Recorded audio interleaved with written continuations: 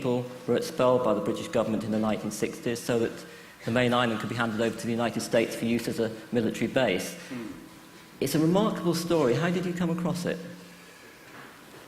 Well, the story of the Chagos Islands has been known for a very long time.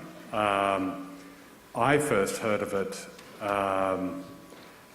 briefly during the Falklands, when it was pointed out to me that Britain had sent a fleet to go and save 2,000 Falkland Islanders at the other end of the world, whilst 2,000 British citizens in islands in the middle of the Indian Ocean had been expelled by British governments.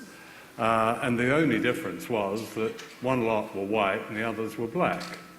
That was the distinction. The other difference was that the United States wanted the Chagos Islands, and especially Diego Garcia, as a major base. So nothing was said. And that tells us a lot. It tells us something about the ruthlessness of governments, especially imperial governments, and it tells us about the part that the media play in this. Because I remember at the time, shortly after the islanders were expelled, I remember reading about it, that a group of defense correspondents were flown to Diego Garcia to inspect the beginning of this new American facility, and not one of them raised the question, certainly not in print, of where the population was. They'd all been expelled under the most brutal circumstances.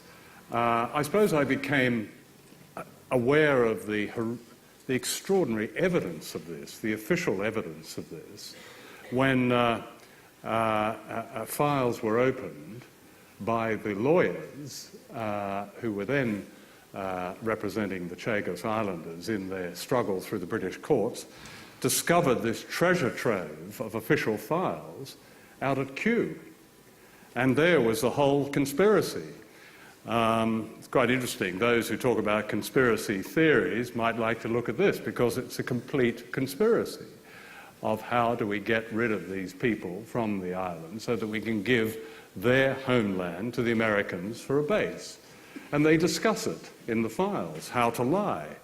One file is described as maintaining the fiction.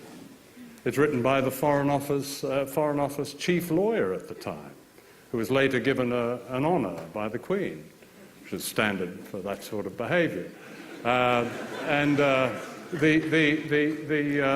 So